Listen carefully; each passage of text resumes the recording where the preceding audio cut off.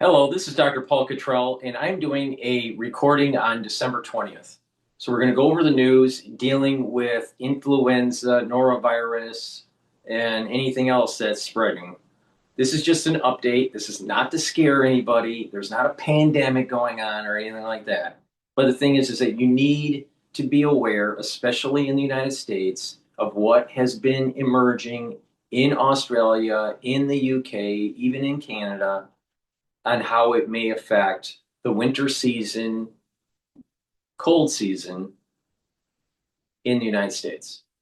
All right. So just, it's not to create panic or anything, but you have to be prepared and boost up that immune system and mitigate. And if you do contract something, be vigilant. So we're going to go over especially the H3N2. To prepare for the winter season, take a look at some of the other videos that I have done that will tell you how to boost up your immune system. All right.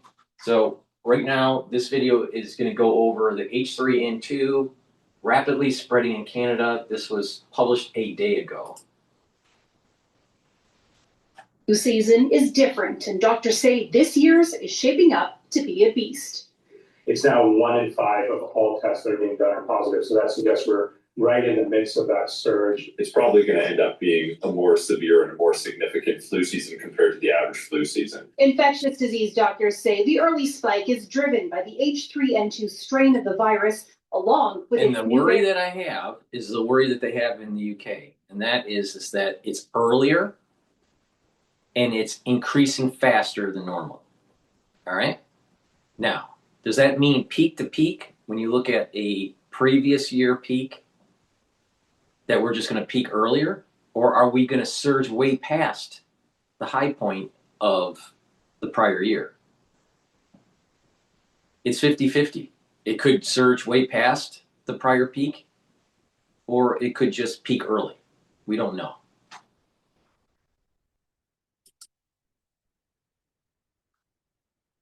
There's probably about 7 additional mutations. Now, those mutations seem to be important because they probably are enhancing the ability of the virus. It's actually 7 to 9 mutations, depending on which version you're looking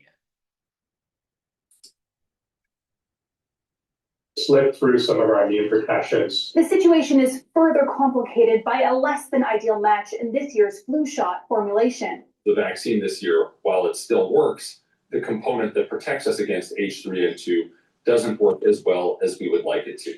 The message is, though, it still works, just not to the same extent. And of course, it has good protection against the other 2 circulating flu viruses in the country.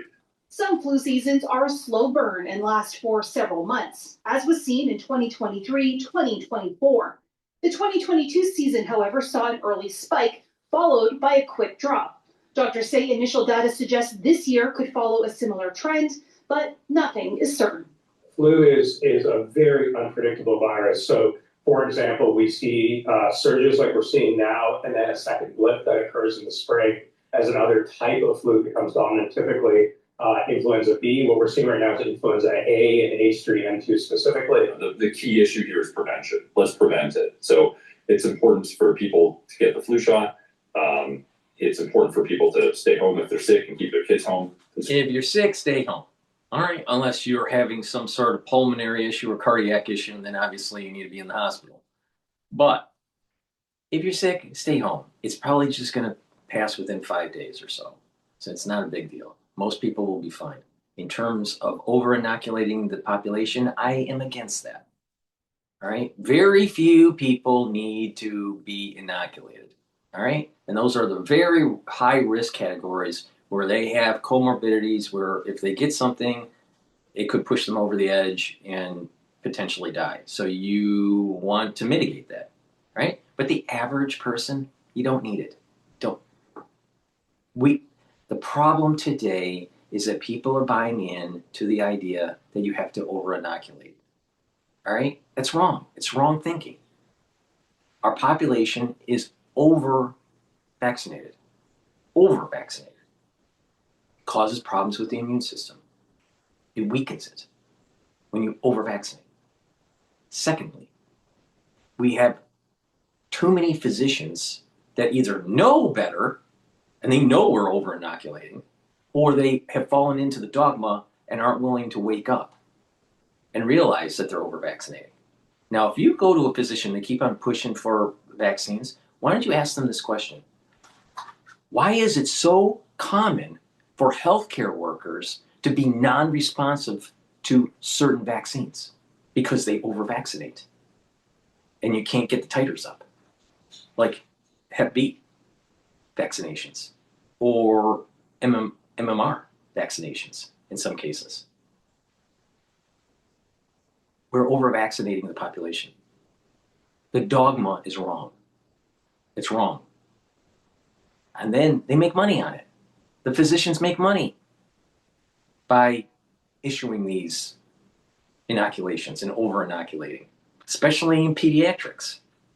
So the bottom line is this: don't over-inoculate. I'm not getting a flu vaccination shot, all right? Neither should you. If you're healthy, But if you have really serious comorbidities, not minor comorbidities, then you may want to think about taking it, assuming that you haven't been over-inoculated. Don't believe in the dogma. If you're healthy, you'll be fine. They're sick so we don't get people sick at work or at parties or in the school. Catherine Ward, Global News, Toronto. All right. So now we're going to go to another video. All the sufferers. Because the whole point of this is to see the landscape of how they're publishing this, all right? But there are mutations where H3N2 is a little bit more problematic. There may be more cases, more severe cases, more hospitalizations. We don't know if the peak is going to be earlier or it will be much higher than the previous peak. We don't know yet. All right. I suspect we're going to be a little bit higher than the prior year. And then it'll come down faster. Well, we don't know. All right. And it's okay to say you don't know. All right. Let's listen into NTD. This was 8 hours ago. Health experts around the globe are now warning of a more aggressive flu season this year.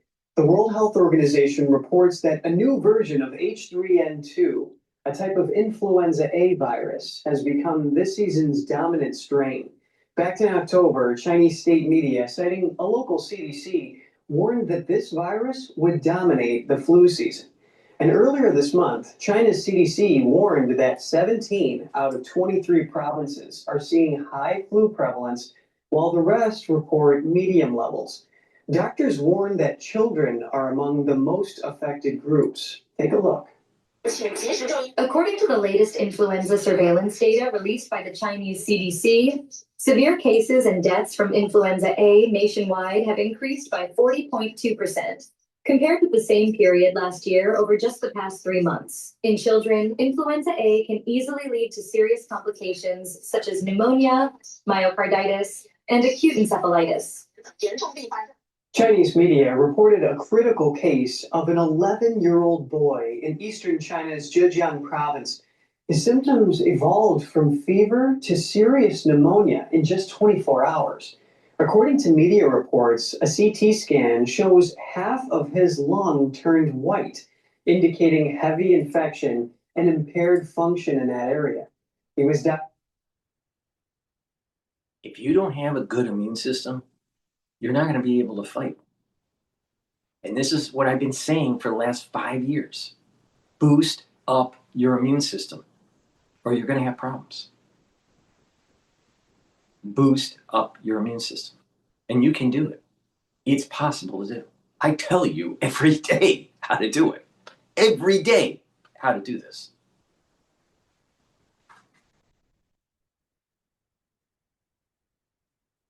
All right. I didn't pause it. We can't. Bacterial infection, from fever to serious pneumonia in just 24 hours. According to media reports, a CT scan shows half of his lung turned white, indicating heavy infection and impaired function in that area. He was diagnosed with severe pneumonia caused by influenza, complicated by a bacterial infection. Here's what other Chinese citizens are saying. That's the thing that most people need to pay attention to. Most people don't realize that you can't take antibiotics for a viral infection. But if the viral infection takes hold and becomes worse, and you start having pulmonary problems and your pulse ox starts to go down, you can develop a bacterial infection and then you'll need antibiotics. So the point here is that people's immune systems are weakened because of the crisis and because of over-inoculating. So you got to really pay attention, all right?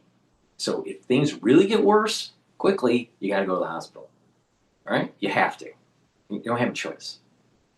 But for most people, you'll just weather the storm at home and you'll be fine.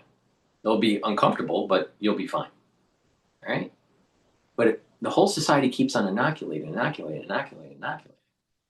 and it doesn't really cover this H3N2. It's only, 30% or 40% effective for adults. Well, wait a minute here. You're only hurting your immune system because you're over inoculating. You'll notice that people, if they're constantly getting shots every year, you'll notice that they get sick more often compared to people that don't. Our understanding of the immune system and the complexity of the immune system and these feedback loops, especially with over-inoculating, the medical establishment doesn't fully understand what they're doing. They're in their infancy in understanding on how the immune system works. So they're playing around with something they don't really fully understand. All right? So, what do you have to worry about? Well, if you're relatively healthy, most people will be fine. The people that have comorbidities, most likely they'll end up having problems fighting it and have a higher probability of getting pneumonia and a secondary infection that may be bacterial.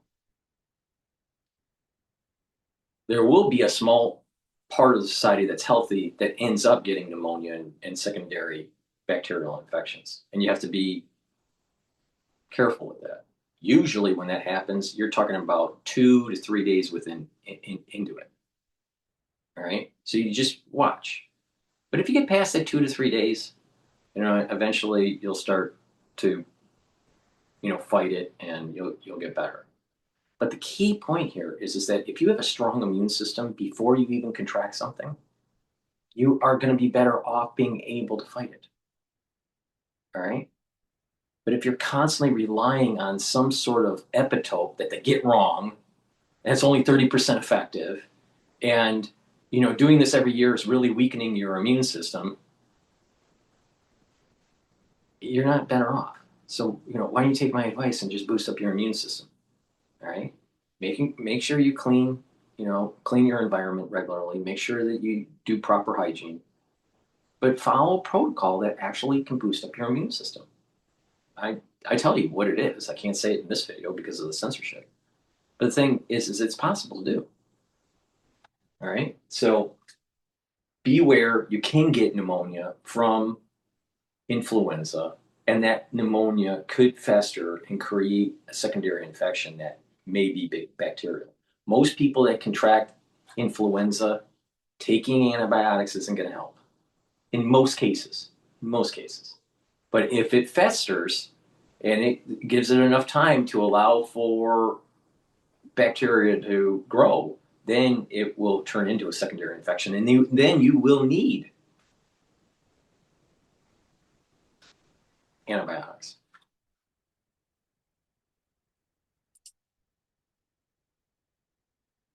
Me are getting it. It spreads even faster in schools. At the hospital, you can't even get in line for IV treatment. I got white lung and ended up in the hospital for half a month. There are simply many cases of it. There are many, many patients in the hospitals. A lot of them still have COVID, And now, the deaths are mostly young people in their 30s and 40s. We can't predict it. Even a lot of kids are sick.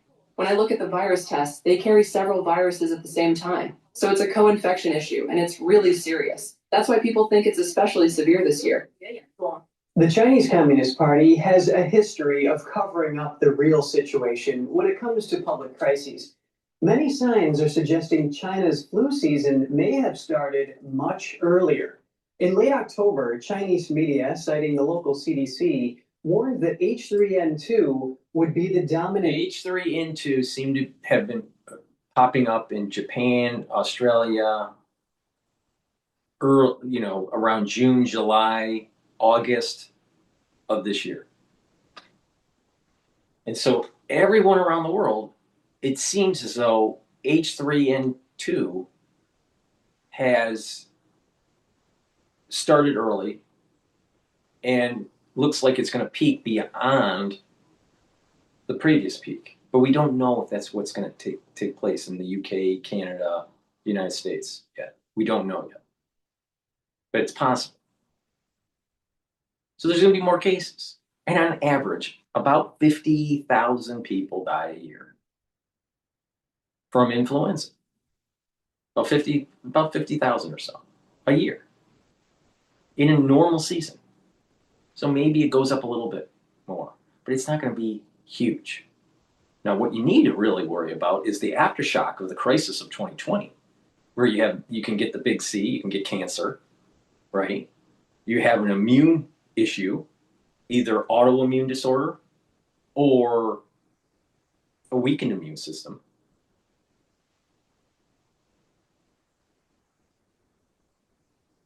There can be early onset of dementia, ischemic, amyloidosis or prion. You can have cardiovascular problems where you have overclotting, microbleeding, microclotting, myocarditis, endocarditis, pericarditis. You can have problems with your nervous system. So there's lots of things that can happen. And this is just the aftershock of 2020. So when the system in the body still is fighting and still, mending from the aftershock of 2020, and then you get hit with H3N2, it's harder to be able to manage it. It's harder to be able to fight it. This is the reason why I keep on saying, keep the inflammation down, control your blood glucose levels, neutralize, soak up free radicals. When you do this, you're helping your immune system.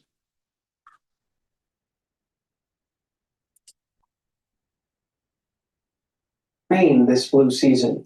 The report also said that southern China was already seeing surging flu activity, but it assured the public that this strain is not a new virus, so there's no need to worry. In other words, China's official report drew the conclusion. Also, what they're saying is that it's not novel. There's no zoonotic new thing going on. And oh, by the way, nothing leaked out of a laboratory, so don't worry about it. The bottom line is H3N2 is not going to be a pandemic, but it's going to be a worse flu season than normal. And just keep that in perspective. You're going to see a lot of, videos saying the flu season's bad, go to CVS and get your inoculation. You're going to see a lot of that in the United States, at least. Don't buy into it. Don't buy into it. And the society will weather its storm. Approximately 50 to 60,000 people are going to die from influenza this year. Maybe a little bit more, maybe 10,000 more, right? That's a small percentage of the population. But if you continue to weaken your immune system with over-inoculation, more people will have adverse issues, especially in the context of the aftershock of 2020.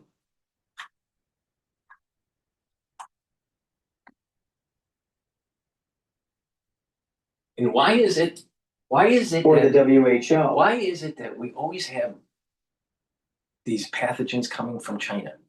Well, I know why. Because they're so close to their animals, and there's jumping, especially with influenza.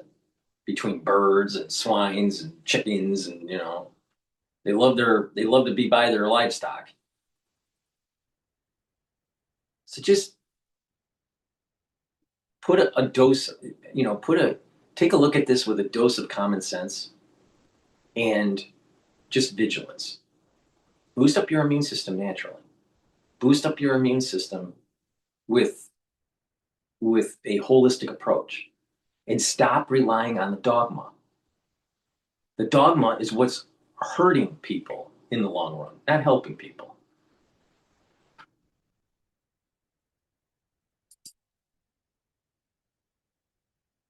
However, it withheld some key information from the public. This new H3N2 strain has 7 mutations and could spread quickly and grow stronger. Then, around early November, Canada and the UK started reporting H3N2 outbreaks in their countries. Just 2 weeks after those reports became public, the virus broke out across China. A resident from central China's Shanxi province told us that local hospitals were packed by sick people since the beginning of November. Many people were diagnosed with pneumonia. People started wearing masks again. Many elementary schools suspended classes. I noticed at some of the physician offices that they're wearing masks for the healthcare professionals. All right, let's listen into CDC warns of subclade K, new flu variant. This is the H3N2 that we're talking about. All right, so this is News Nation. Let's listen in.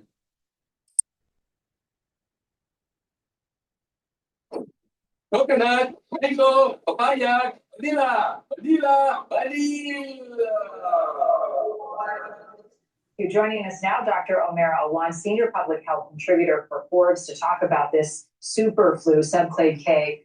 Thank you for your time. So does the flu shot still make the symptoms of this variant less severe? What should we know? A little bit. Thanks for having me, Marnie. Well, the flu shot isn't a perfect match for this subclade K variant that you all are talking about, but it is some protection, and some protection is better than no protection. And that's why it's still critical that we all get vaccinated. And the reason for that is because 30% effective. But you never hear a doctor on mainstream media saying, you know what, maybe we're over-inoculating the population. Maybe we should only focus on the ones that are really at risk, the ones that have serious comorbidities. No, they don't do that. They never do that. Even with an inoculation that's only 30% effective, they have no idea if it's really going to lessen your infection. There's some probabilities, but you most likely have some sort of memory cells of an H3 or an N2 protein to elicit antibodies from prior infections in your life. You probably have had the H3N2 sometime in your life, especially if you've, are an adult. It's a little more problematic if you're a kid because you may not have been exposed to it.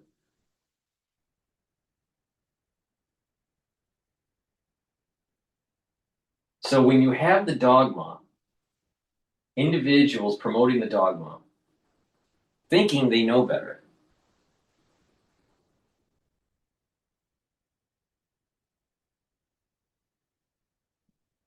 but not really like sitting down and like saying, well, maybe not everybody should get it. Maybe we're over-vaccinating the society. You ever thought maybe? What if we are? Oh, then the immune system may be down. Maybe you'll have every other season or every third season it worse because of this, this modulating of the immune system. No, they never say anything like that. It's always like, it's only, it's less effective, but it's better than nothing. Really? What if you're over-inoculated? What if you're doing this year after year after year after year? What about in the context of the aftershock of 2020 and COVID-19? What in that context? What about that? Don't know. Most physicians don't know what they're doing, especially when it comes to psychiatric medicine and the immune system. Most physicians can't fix problems. Most problems that a patient has can only be managed treatment, not a treatment that fixes the problem in most cases. Now, if you break your leg, yeah, you go to the ER and you reset it and you heal, hopefully. You have a cardiac arrest, yeah, you need to, go to the hospital and get stabilized. All right? But are they really fixing the problem? Did they fix your brittle bones? Did they fix your cardiovascular disease? No. They'll put you on metformin if you have diabetes. They'll put you on a statin if you have high cholesterol. They'll bring down your number, but you have side effects from it. You have muscle cramps and other side effects from statins, potentially even Swiss cheese brain.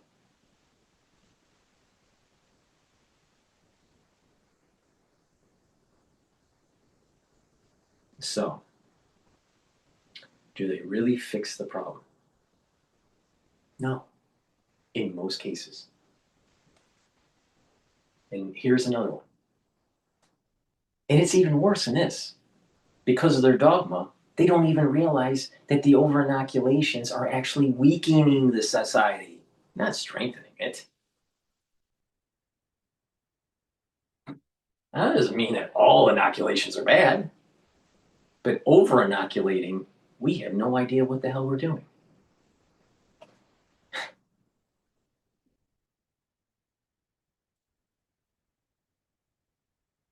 Purpose of vaccination isn't necessarily to prevent you from getting the flu, it's to prevent you from getting sick or to get hospitalized. So that's why everyone, according to the CDC, that's age 6 months and older, should really get this flu vaccine. Lessen your risk. So this particular variant, what more do we know about it? Are the symptoms the same? Are they worse? The symptoms are the same, but they're more severe. So you're going to get a fever, sore throat, runny nose, cough, body aches, but they may be more severe. So the reason why they're more severe is because your body may have some antibodies for it, for a previous infection, but it doesn't match really well. So therefore, it will spread in the body, and before your body needs time to go, oh, this is different. I need to produce some antibodies against it. And as that's happening, it's spreading. And if you have a weak constitution or comorbidities, then obviously it's harder to fight the infection. This is the reason why I would say that you really have to take a look at where your health is. If you're relatively healthy, you don't need an inoculation. That doesn't mean that you can't die from it. You could die from H3N2 even if you're healthy, right? But you could die from it even if you get the vaccine, all right? So, but the point here is that the reason why it's more, quote, severe is that our immune system isn't used to its epitope, the changes that have happened in the H protein, this H3. There's roughly 9 changes. 7 are the more important ones, but there's about 9 changes to it that our bodies aren't used to seeing. And so it takes a little while to fight it. If you have a good constitution, you'll be able to fight it. You'll have a high fever, you'll not feel well, and then it'll pass. But if you constantly weaken the immune system, it's harder and harder to be able to fight these things. And I think this is the reason why that we're seeing more and more co-infections, early infections, faster spread in the society of these different pathogens because we have weakened the immune system in this COVID era. And so this is the aftershock of it. And I've been saying this for 5 years, that this was going to happen, and it is happening. I also said that the cancers were going to blip up. That happened too. I also said that, you know, dementia is going to be a major problem in the next 5 years, especially for people that are over 40 years of age. And then you have autoimmune disorders, and then you also have an immune system that is suppressed, what I call AIDS-like syndrome. But you have to also remember, all those issues aren't just because of the inoculation during the 2020 crisis. It's also because of the actual pathogen of the 2020 crisis. It's both. And that's where the genius is to understand this problem. Too many people are, the ones that are the professional dogmatics, I'll call them, you know, just focused on the actual pathogen. And then you had the anti-vax group that only focused on the inoculation as the cause. Not realizing that, you know, they're both right.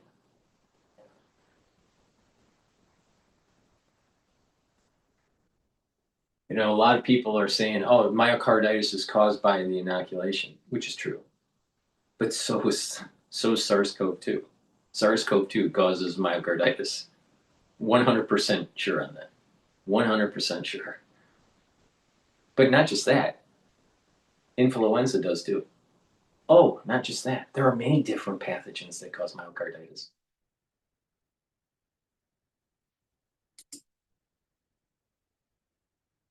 Higher temperature, or the muscle aches and the body aches may be more painful. So that's why this is concerning, because it's more severe symptoms, and then it can also lead to increased risk of hospitalization. Sometimes the complications can be worse. So you may have a higher propensity to be dehydrated, maybe more likely to go to the hospital if you get this. So okay, this is very important for us. This is good information there. And to try to prevent getting the flu to begin with. I want to roll back the. Let's see here. All right. States reporting high flu activity: New York, New Jersey, Colorado, and Louisiana. So you have the armpit of the United States, you know, the tri-state area, right? You have Colorado, and then you have Louisiana. So you have it happening in the West, in the Northeast, and also in the South.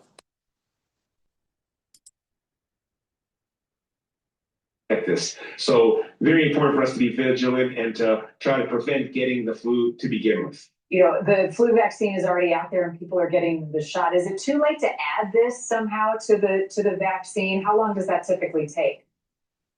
It's not too late to get the flu shot. So I recommend everyone out there, if you haven't gotten the flu shot, please get the flu shot. Usually immunity takes about 2 weeks for your body to respond and to form antibodies so that you're protected against the flu. So remember, peak flu season is really January, February, so we're only in mid-December. So in fact, Marnie, this would be a perfect time to go and get the flu shot. So I recommend everyone go and get it. And I'm also wondering just about this particular variant, how they can add it to only if you have, this is my take on this. It's my opinion, but only if you have severe comorbidities where it can lead to pulmonary problems or cardiac problems, or dysregulation of your blood glucose levels, like severe diabetes, something like that. So if you have a serious comorbidity, yes, it may be prudent because you have other things that could tip you over the edge and you die, right? So a severe flu infection may be bad. Now, not everybody has severe diabetes. Not everybody has severe pulmonary problems. Not everybody has severe cardiac issues. So the average person, no. All right? But everybody, see, once again, it's the dogma. Everybody. This is a common theme out of their mouth. Everybody. But once they weaken the immune system or something bad, a negative externality happens from issuing mass vaccines, right? It's stupid. I mean, think about it. It's stupid to inoculate everybody with the same epitope because you just get selection pressure to have the virus mutate in a way to circumvent the antibodies that are created from the inoculation. It's not cost effective to inoculate the population with multiple epitopes. Because if you have multiple epitopes, you're boxing it in and you're reducing the chances of a mutation escape. No, but he's saying everybody and you do selection pressure. And during that period of time, in a big part of the population, you have a weakened immune system and you're adding to the weakenness of the immune system, leading to further infections. So the point here is not everybody should be getting this. We're over-inoculating the population. It's wrong. It's the wrong thinking. Wrong thinking. Now, does that mean that you might get influenza? Yes. Most people won't die from it.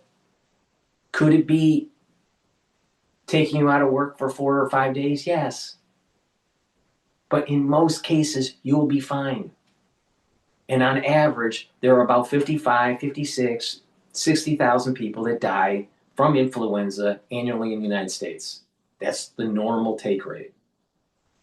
And that's with people taking the vaccine. And there is no signs that it's going to be anywhere way more than that. So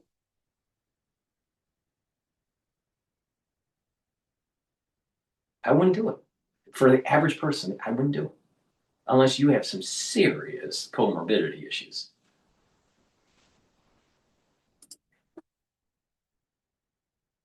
Is that usually a process that will happen after the flu season ends for next year's flu shot to include this variant? Possibly. What ends up happening, Marnie, is that usually around February, public health experts come and convene and try to formulate the formula for the flu shot. So this is why the subclade K was not in this flu shot, because remember, subclade K started and was detected first in June. They're always chasing their tail when they're making these vaccines. See, traditionally what it is that the northern hemisphere gets the influenza spread, the cases increase after the southern hemisphere. Okay? The southern hemisphere gets it first, then the northern hemisphere. We in the northern hemisphere will start to determine in February what a particular influenza vaccine should be based on what is known to have happened in the northern hemisphere and what is currently happening in the southern hemisphere. And they make a guesstimation of what they should be covering. It's usually a trivalent, sometimes it's a quadvalent. All right. So that's H1N1, that's H3N2, and then influenza B Victoria usually. In the quadvalent, you also have Yamagata, which is kind of dying out anyway. So I'm not even sure why to take the quadvalent. So the point here is they guess. Now, with AI technology, you can actually look at where the mutations are taking place in the last 3 or 4 years for, let's say, H3N2, and what areas were changing for the H protein, the HA protein. So this H3, so the HA protein, where were they changing in the last 3 or 4 years? Okay, The AI also understands the molecular structure, the three-dimensional molecular structure, and what areas are weak or what areas are stronger in terms of its bonding, three-dimensional bonding. And it can predict where there may be some sort of escape, where it may lead to some sort of immune escape because of this weakness of the topology. Another way to do it is just to take a look. Protein, right, is made by RNA, right? And this RNA has structure, molecular structure. Some areas of the RNA are stronger than others, right? So if you have a RNA virus that it can be mutated, right? Because it's replicating. And when it replicates, it doesn't have a check system. So certain structures, certain RNA structures or certain DNA structures are weaker than other DNA or RNA structures, leading to potential mutations. So the AI can take a look at that topology, that three-dimensional structure of the RNA, and predict what areas may be mutational hotspots in a future mutation. And if that mutation takes place, what that would mean to the change in the three-dimensional structure of the HA protein, because the RNA produces the HA. So you can understand weakness of the topology, and you can also understand the weakness of the RNA structure through AI. And then you do a predictive, have some sort of Monte Carlo simulation. You predict based on probabilities what areas might change. You have a code that you can plug into a vaccine to be able to update, right? So you create a mutation of this virus. There's lots of ways to do this. There's about 4 or 5 different ways, but point is that you can know what the mutations might be in the future and then inoculate.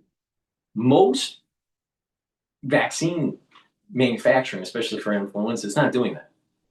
What they're doing, they're chasing their tail.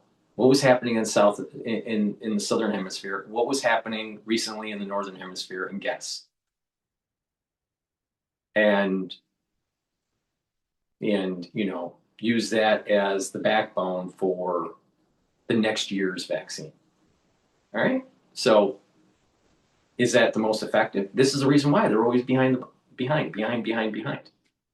because they're always figuring what the play should be based on something that has already happened.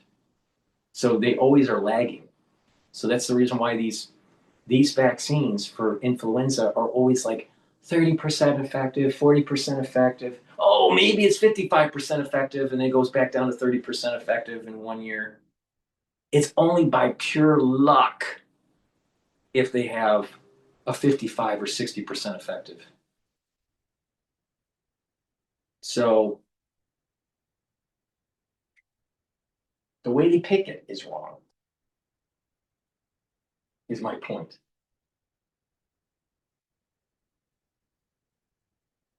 Or the flu shot was actually formed already. So this will certainly be taken into consideration for next year's flu shot, but unfortunately, the actual subclade K is not included in this flu shot, but the H3N2 form is included, and the subclade K originates from H3N2. So this is why there is still some protection, although it's not a perfect fit. Yeah, get your shot. It's on my list of things to do. Wash your hands. We hear that all the time as we go in. I mean, I don't know her health. I don't know her health profile, but she is, probably late 40s, early 50s. She probably is around 52, 53.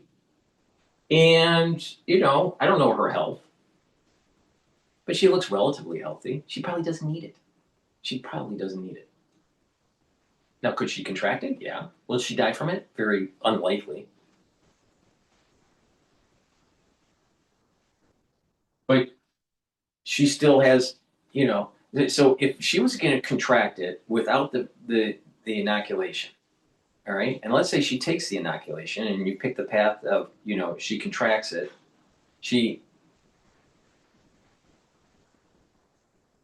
to mitigate the severity, the effectiveness is only 30 to 40%. So there's a 60% chance or a 70% chance that the severity is going to be roughly the same as not taking it. But she is healthy, so she can weather the storm. It's the people that you got to worry about are the ones that are not healthy. But no one has said that. No one has said that.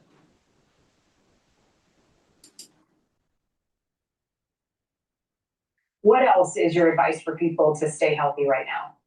Well, I want to start with washing hands, Marty, because not just washing hands, but washing it for 20 seconds. And that's often a message that we don't hear often enough. It's hard to wash your hands for 20 seconds if you think about it. So that's number one thing. But also just avoiding sick contacts, staying sick at home when you are sick, avoiding confined indoor areas. And if you do have to go to an indoor confined area, please, consider wearing a mask, particularly an N95 or KN95 mask. We know that masks help prevent transmission of diseases. And I love that you're washing your hands right now. So that's absolutely great. I love the messaging there. Do your part, right? Wash your hands. If you're sick, stay home. We can all stay healthy if each one of us does a little bit to help. Dr.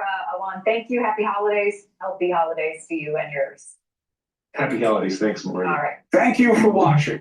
All right, 11 hours from the CBC, Alberta, Canada. It's probably a large snapping turtle. There's only one way to get it. Dive in and hold on. It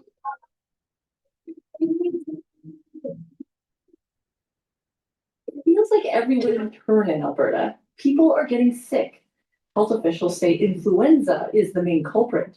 They were sick for almost more than a week. I had a fever for 6 days. It's absolutely brutal. My partner's actually at home right now, sick. The province has confirmed flu cases have more than doubled since late November. Every shift, I have at least 4 to 5 patients who have influenza. 1 or 2 of them will be requiring oxygen requirements. Maybe I saw one patient today that went to ICU. 650 Albertans are in hospital, nearly twice as many as last week. The healthcare system under strain from influenza and other respiratory illnesses. We're opening surge beds, maximizing available space, expanding virtual care, and safely discharging patients while limiting transfers to high-pressure areas.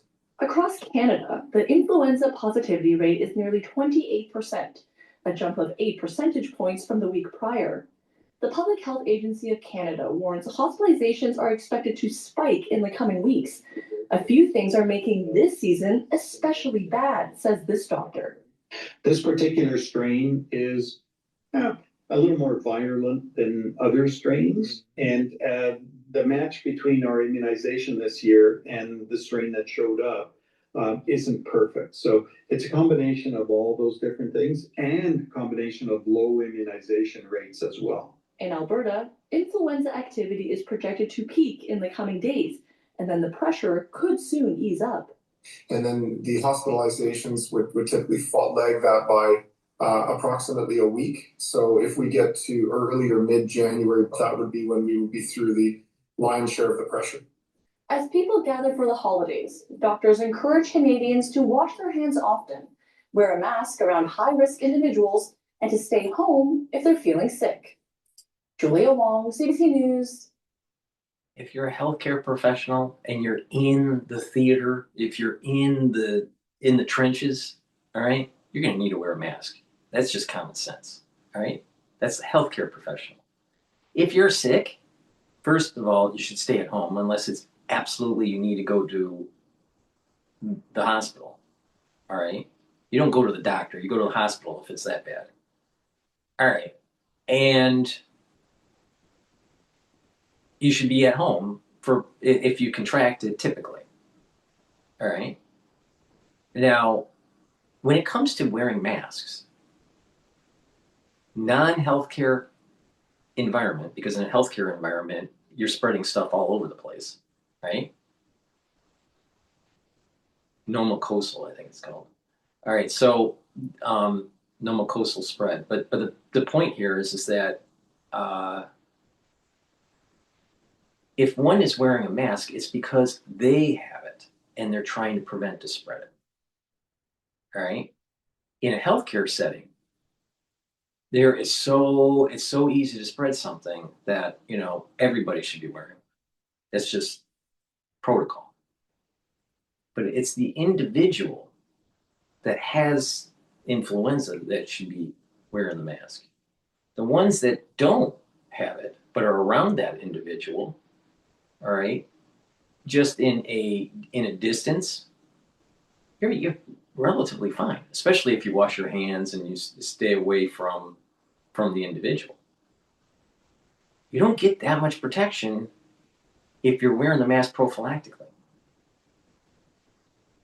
outside of a healthcare setting, because a healthcare setting is totally different because you're spreading stuff all over the place. Because think about it, a nurse, let's say, doesn't have influenza, but yet a patient does. That nurse is working up on the patient. She's washing her hands. Each patient goes to another room. All right. She's not washing her clothes, right? She could easily spread it. But in a healthcare setting, it's really important that everybody is wearing, all right, just as an extra precaution. But what really is happening is that the mask is to prevent the spread of the individual that has it onto others. But you don't get that much protection from if it's prophylactically. That's the point I'm making. Especially if it gets on your clothes. And then you rub, if you rub your clothes in a certain way and you rub your face, your eye, or ear, or whatever on accident, you can spread it. Easily spread it. So I don't think that masks really do enough to actually protect. Now people would say, well, what about, the H5N, the N95 masks or whatever, what? You have a little bit more protection, but you still, again, is your eyes protected? Is your ears protected? No.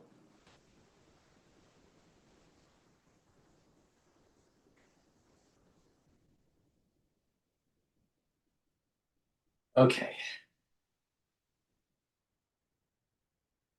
Just so many stupid people out there. Okay, let's now switch to another virus that is floating around. That's the norovirus. This is becoming problematic in New York.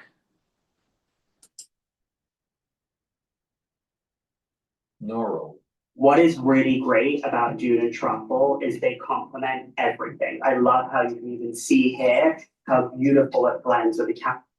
Is on the rise as the holidays approach. The highly contagious virus spreads through contaminated surfaces, food, and water. A CBS News medical contributor, Dr. Celine Gounder, is editor-at-large for public health at KFF Health News. Good morning. Health officials say that this highly contagious norovirus strain is behind the rise in these cases. So what more can you tell us about it? So we're seeing a new strain circulating, and every time you have a new strain, whether it's norovirus or the flu or COVID, people don't have as much immunity to it, and so you're going to see more cases as a result. What we are seeing is this norovirus season started a little earlier than usual, but November to April is usually norovirus season. And big picture, we think it's going to be a fairly average season. Symptoms, and why do you think the risk is so high now? So symptoms include diarrhea, nausea, vomiting, but what we really worry about are symptoms of dehydration. So might be less urination, darker urine in infants. You're not seeing as many wet diapers, but some other warning signs to look for, especially in infants, would be sunken eyes, decreased tears, and things like irritability or now think about that. If you have diarrhea, you have runny stools, and you're losing a lot of your water that is in your intestines. So obviously you're going to be dehydrated. So it's really important to drink water, have some electrolytes in your water, or like a vitamin water, something like that, or even just adding some sugar and salt to water, maybe some lemon juice. But the point here is that electrolytes in hydration because of the diarrhea. This will last for about 2 days, roughly. 2-3 days. Infants especially at risk? You mentioned that. Infants are, but also the elderly, as well as people who are immunocompromised. So I know you're going to say this, but what can people do to protect themselves? I mean, I just came in. I'm constantly washing my hands. Is that rule number one and perhaps the only rule? Well, we all learned the most important rules in kindergarten: washing your hands. So that is important, but it's Norovirus is contagious. All right, you can easily get it. Easily get it. Think about public bathrooms or bathrooms at at work, right? Really problematic. Really problematic. If you have someone that's just starting to have the problem and they're having diarrhea at work, right? They could be spreading it on the toilet seat. sanitizer. For norovirus, you really do need to use soap and water. If you've been sick, you should be staying home for at least 2 days after your symptoms improve, and don't be preparing food for other people until 2 days after your symptoms improve. We got the news yesterday that the federal funds are going to be cut to the American Academy of Pediatrics. They're clearly very upset about that. Why do you think that's happening? What exactly does it mean? Yeah, what we're hearing is that HHS is citing identity-based language, so racial disparities. And we do know there are racial disparities in a number of different issues. For example, rural kids and their access to healthcare, access to early autism and hearing screening, which are some of the programs that are being cut here. Others include fetal alcohol disorder prevention programs, teen mental health programs, and maybe you should just stop over-inoculating adolescents and pediatrics patients.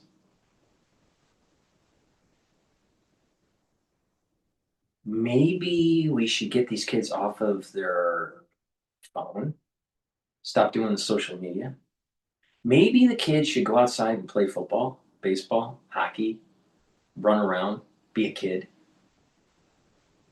Less video games, go sledding if you have snow, whatever. Maybe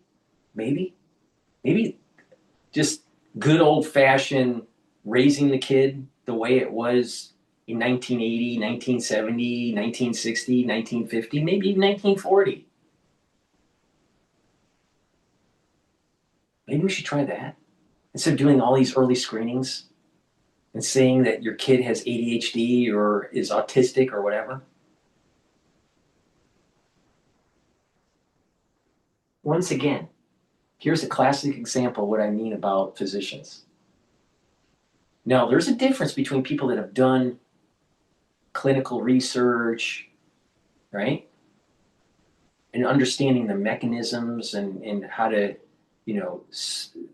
have treatments or solutions to a disease. Doctors will understand what a disease is. Then the next tier of doctors will understand why it is happening, the underlying mechanisms, which is fewer physicians. And then there are very few physicians that actually are in clinical research. And it's the ones that are in clinical research that know what they're doing. They understand. She isn't one of them. She is the first tier. Can you diagnose? And what do you prescribe? Could she literally do a protein analysis of HA? I bet she can. I bet she can. I can. Shit, I know how to weaponize influenza.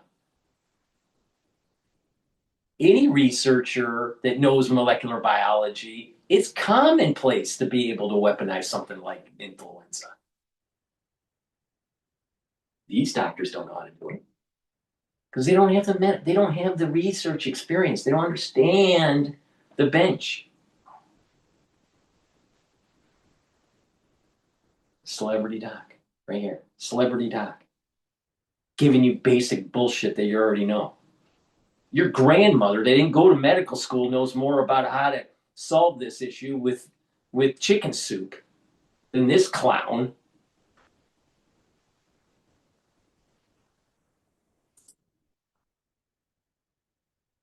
To prevent SIDS, sudden infant death syndrome. So how do you ensure safe sleep for infants? Right. You said racial disparity, they don't like the language that's being used? I don't follow. What do you mean? Yeah, just even saying that or acknowledging that there are racial related disparities is a controversial thing right now. All right, Dr. It's also a reality, though. Yeah. It is a reality. Thank you so much. The course of this disease is. All right, let's listen into CDC Chicago. There is a new warning about a highly contagious stomach virus that is spreading across the country. Health officials say cases of norovirus, commonly known as the stomach flu, are surging nationwide as the holidays approach. Joining us now to talk about that, Dr. Sharon Welbel, the chair of infectious diseases at Cook County Health. Doctor, thanks for being with us. I know some friends and a couple of family members who have already been hit with this, and it sounds like a rough go. It is a rough go. What can people expect? All right, can you see that? Yeah, you can see this. This doctor, it's not very well lit here. She puts her stethoscope around her neck. That's the #1 way to spread disease. It should be in your pocket. She's not even following proper hygiene protocol. But they put it around the neck. You know why? Because it's some sort of like social signaling that they have an authority. Now, you don't need to do that to have authority. All you need to have authority is not a degree. It's truth. It's logic. It's realizing what you know, what you don't know, and how you know something. If you understand that, you have the high ground. You don't have to put your stethoscope around your neck, which spreads infection.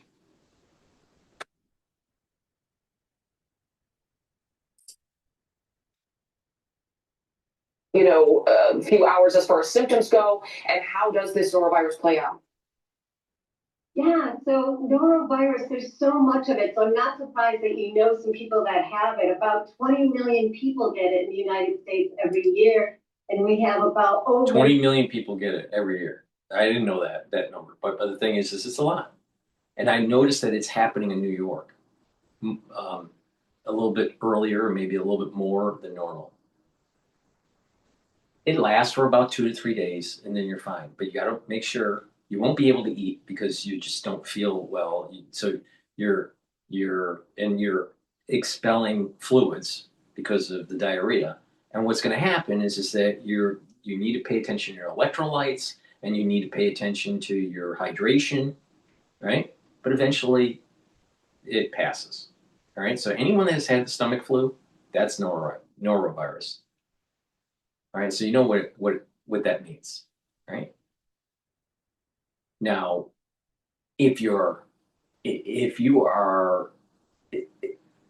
individual that's on medication, let's say heart medication or diabetic medication, because of the dehydration, because of problems with the kidney, because of expelling fluids through the diarrhea, you might not be holding the concentrations of your medication properly, and that could cause adverse side effects. So individuals that have heart problems are on diabetic medication or other medications that you need to keep those concentrations up, it's going to be problematic. All right. For those people, you need to pay attention to norovirus. All right.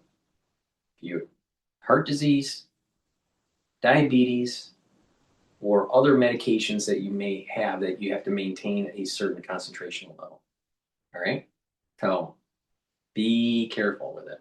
Now, if you are not on medication, or you don't have any severe problems, comorbidities, then norovirus, it's going to be uncomfortable, but you'll pass it through and you'll be fine.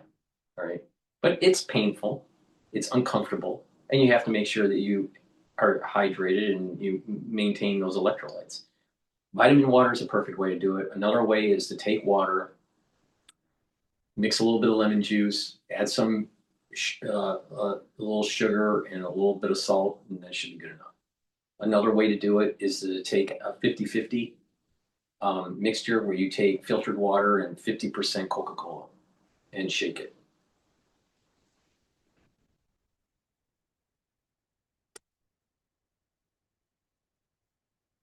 Um, 2,000 outbreaks every in the United States. And the good thing is that it's generally self-limited. It has an incubation period of about 12 hours to 48 hours. And if somebody does get it, it lasts about 1 to 3 days. People can expect vomiting and or diarrhea. It's predominantly thought of as a vomiting disease, but many people also get diarrhea with it. Tough. Because of that, I have been washing my hands nonstop. What other things can we do to make sure that we're healthy through the holiday season? Yeah, let me Every day, bring down inflammation. Every day, soak up your free radicals. Every day, detoxify your body. Every day, invest in your body to boost up your immune system. And when you do that, you can weather the storm a lot better. Because guess what?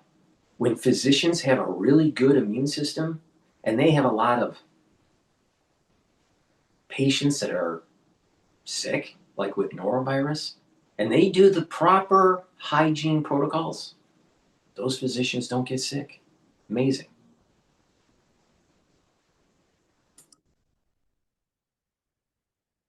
Preventative measures. So this is a virus that doesn't have what we call a lipid envelope to it, like COVID does and influenza.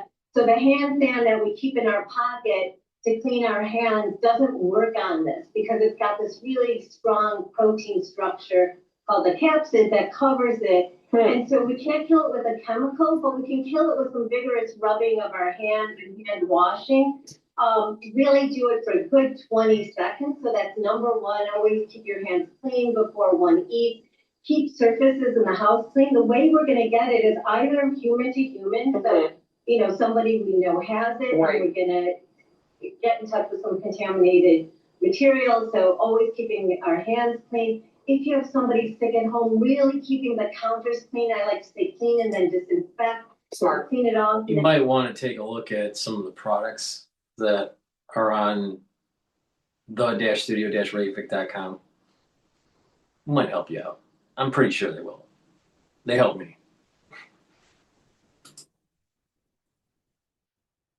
Use the dilute bleach to disinfect it. You can use like a third cup of bleach to a gallon of water and let it sit there for 5 minutes.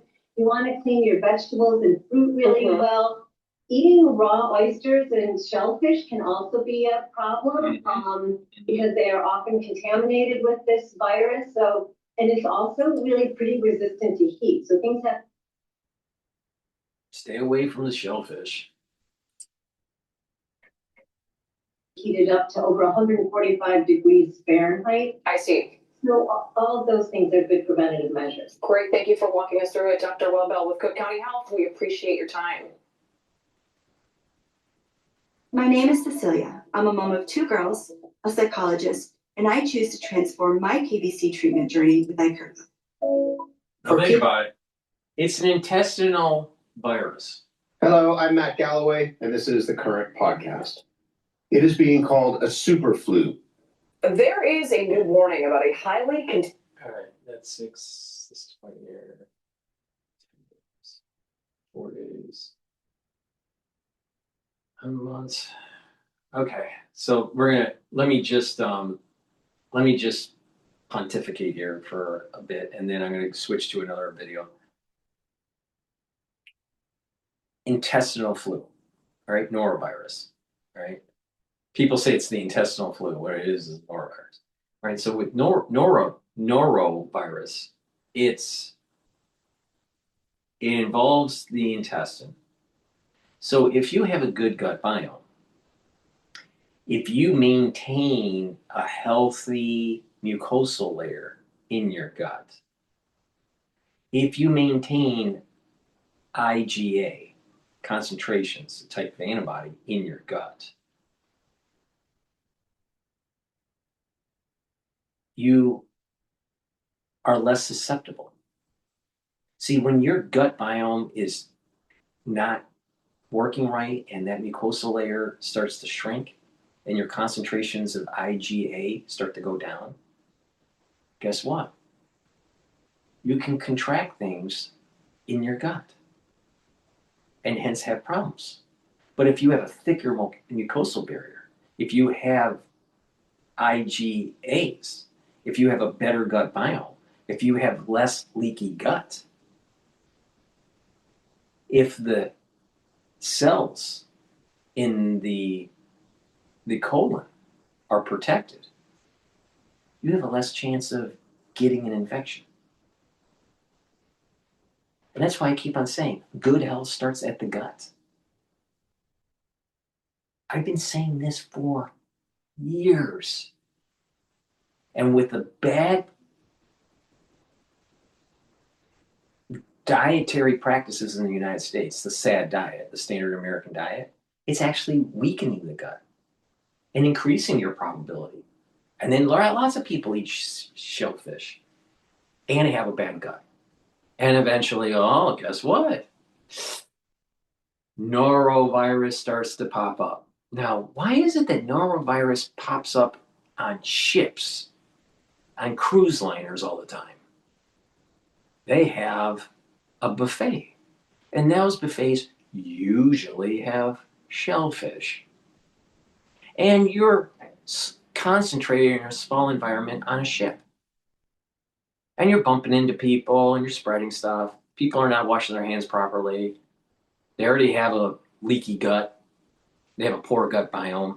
And all of a sudden, voila, a bunch of people get norovirus on a cruise liner.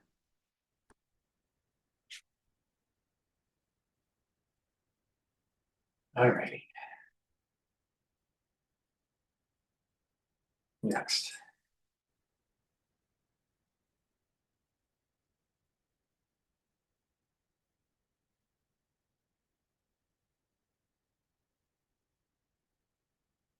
Let's listen in. This is one day ago, dealing with NBC New York.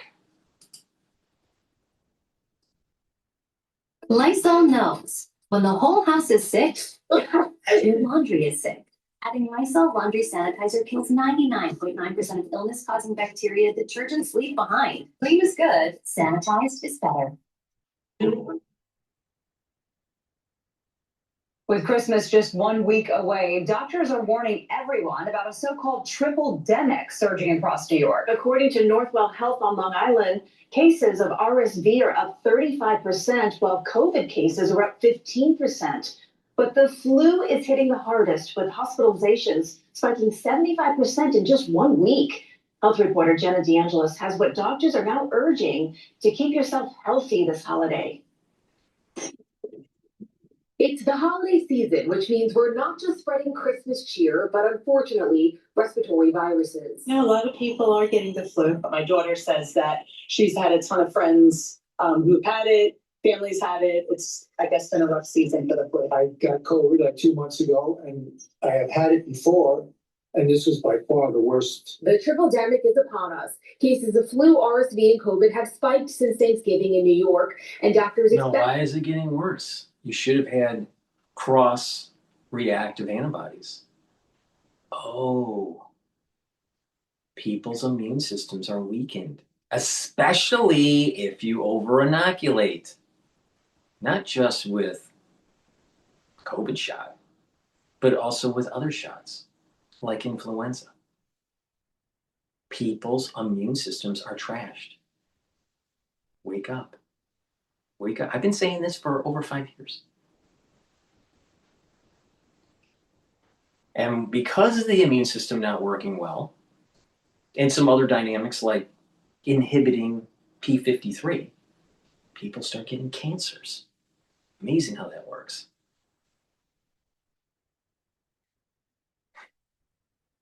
And because of the immune system is down, there's more inflammation that's building up, especially at the neuron level, the microenvironment. You have microclots and microbleeding and chronic inflammation around the neuron. The neurons start to die. Early onset of dementia starts to set in. Have you noticed that a lot of people in your community, in your circle of friends or at work, are doing something like this, and then they say something that seem like they're lost for words, or they lose some sort of thought. I'm not talking about like a complex, argument that has like 15 different tentacles, but just a typical conversation. Can't find the word. A lot of maybe even some behavioral issues. This is a sign of the aftershock of COVID.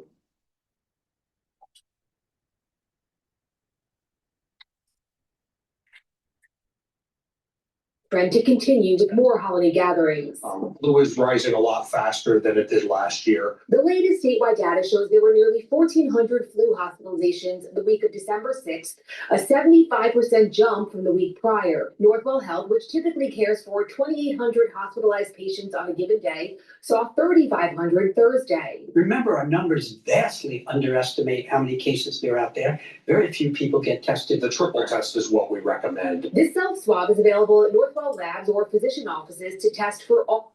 I think a triple test to understand what you have is really important. And also to understand, are individuals getting multiple pathogen infections? All right. Because usually what happens is that, especially with a viral infection, is that part of the innate immune system will shut down. I have lots of videos about this going back 3 years ago, all right, when I was doing the whiteboard stuff. What happens is that the immune system is signaling to other cells. The cell gets infected, and there's a signaling process to tell surrounding cells to go into a antiviral mode and go into a pre-apoptotic state. So if they get infected, they die off quickly. And that's how it kind of slows down the spread, right? So usually what happens is that it takes a more virulent pathogen, and that outcompetes lesser pathogens, and those lesser pathogens die out because of this early apoptotic setup, right? That's part of the innate immune system. Now, if the innate immune system isn't working as well, there are higher probabilities of having triple infections. This is what I've been saying for a long time. Part of the aftershock of the 2020 crisis, due to a weakened immune system, will be triple infections, double infections, secondary infections, which is very similar. If you pay attention to advanced stages of AIDS, there are pathogens that are normally broken up by the immune system that are no longer, because the immune system is trashed in an AIDS patient. And so different diseases pop up, different pathogens start to pop up. See, we're bathed in pathogens But if you have a good immune system, you fight it. But if you have a bad immune system, you can contract stuff very easily, depending on the level of severity of a weakened immune system, on top of cancers that pop up. This is the problem that is happening in the aftershock of 2020. If you don't boost up your immune system, you will have a problem. And I've been saying this for 5 years. So now you got a triple issue going on. And you keep on pulsing the immune system with over-inoculation, and you're just exacerbating the problem.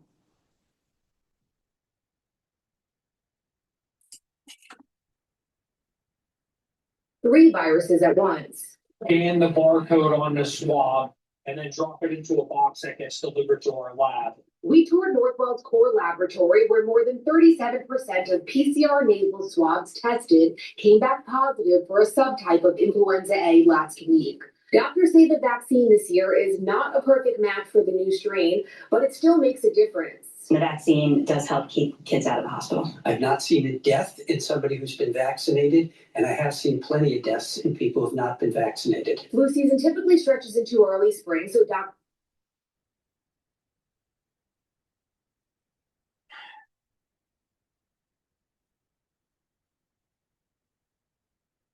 My worry is that the dogma is going to weaken the immune system because they keep on thinking that everyone should be inoculated.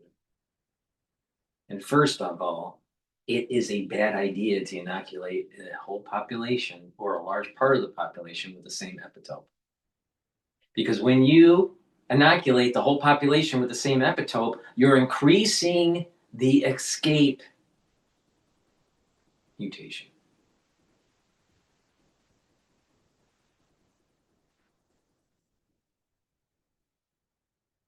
say it's not too late to get your flu shot.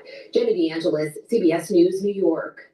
Doctors also stress the small steps that can make a big difference. Wash your hands, and if you're sick, wear a mask and avoid holiday gatherings. Jenna is our health and wellness reporter. If you have a story idea for her, just scan the QR code at the bottom of your screen.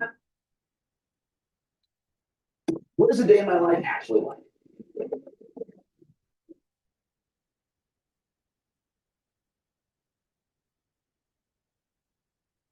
All right. Let's see. Anything else that's 4 months ago? All right, this is a interesting one. This is from Australia. It's 4 days ago. Old researchers find COVID alters brain tissue. Really? Interesting. Queensland researchers have discovered significant long-term brain alterations long after COVID infections. Scientists from Griffith University compared the MRI brain scans of people who had been infected with those who hadn't, finding evidence that symptoms do persist. Alterations to actual brain tissue was also found, suggesting COVID could leave a silent but permanent effect on brain health. All right, and I'll tell you why that is. It falls into 3 different categories. Microbleeding and microclotting leading to ischemic brain tissue destruction. Overinflammation can also inhibit your ability to break up misfolded proteins. And chronic inflammation at the neuron level, surrounding the neuron or within the neuron, will increase the number of proteins that are misfolded. Now, when these proteins have a series of beta sheets, they can stick together and over time accumulate plaque. And it's hard for the neuron to be able to break up those plaques, either the plaques that are building up within the neuron or on the neuron. All right? Sometimes you can have enzymes that are secreted that can break up plaques. But if it reaches a certain critical point where there's enough of the beta sheets sticking together, you're not going to be able to break it up because the enzyme isn't big enough. Now I've done a little bit of research on modifying certain types of enzymes to be able to break up plaque. All right? But there's nothing out there really that's effective on the market to be able to break these things up at the commercial level yet.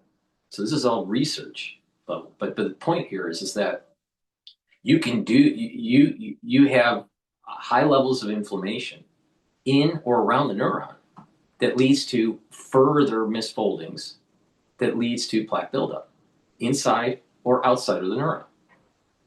When that happens, the neurons start to not communicate as well. That will lead to neural death. And the neurons don't communicate, you start to have recession, less communication, and the neurons start to dwindle and die off. So you have the ischemic that leads to neural death. You have a buildup of plaque or amyloidosis that will lead to neural death and dysfunction. And then a very small subset of the amyloidosis is a buildup of plaque, of misfolded proteins that actually are prion disease. So, but that's a very small percentage. That's about 0.1%. But over time, when you have this inflammation, you can actually see the amyloidosis, the tissue destruction, or the ischemic problems.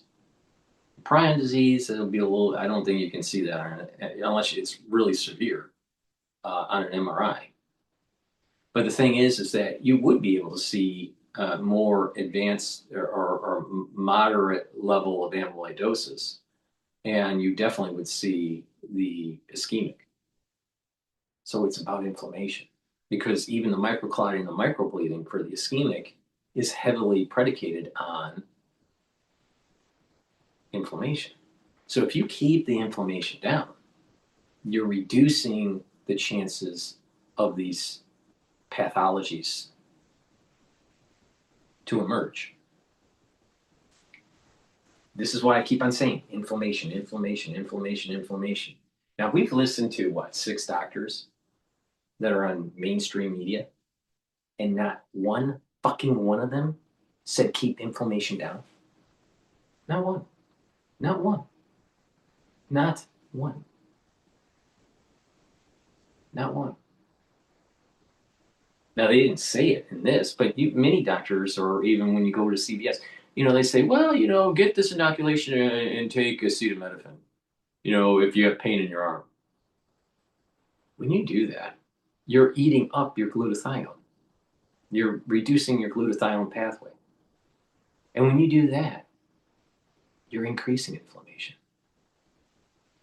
So you're actually increasing the chances of vaccine injury by taking acetaminophen, because you're eating up the glutathione that you need to keep inflammation down and soak up free radicals. So it goes back to sports medicine, geriatric medicine, anti-aging medicine. Inflammation and free radicals is where it's at. You bring that down, you do better. Not one of those doctors said that, because they think the more antibodies that they pump in your body, the better off you are.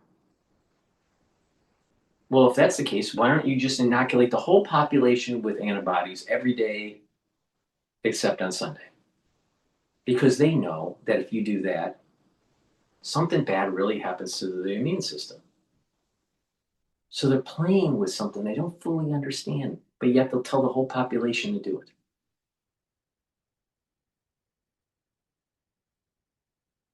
And you couple it with a toxic environment, especially in the food supply, and I think it exacerbates the problem. It increases the inflammation, wrecks the gut biome.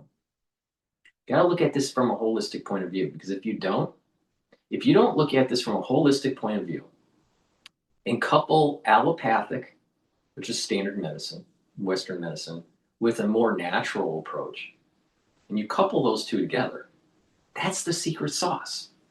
If someone says only allopathic, wrong, wrong, wrong, wrong.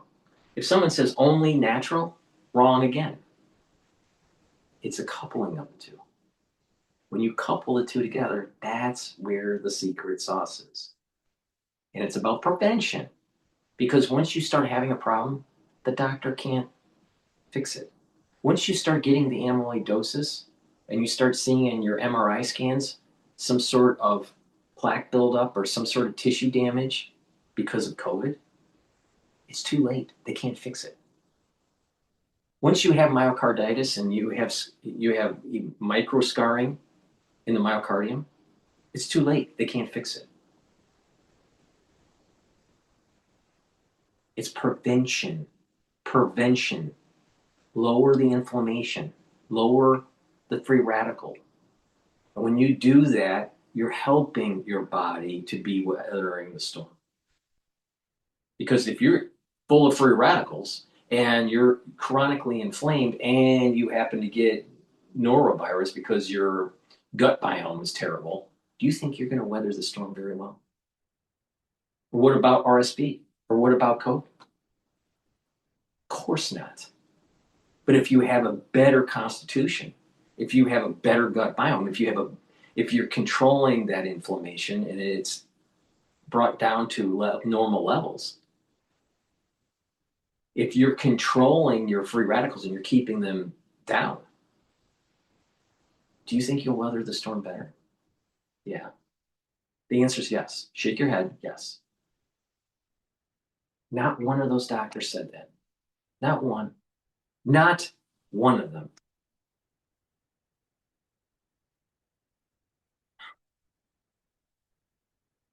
That's my show for this particular item. If you want a more comprehensive way of how to deal with this problem, make sure you pay attention to my videos. I tell you in detail what you need to do. It's what I do. You'll be way better off if you pay attention to what I have to say and not these clowns that are on mainstream media. Thank you for listening and have a nice day.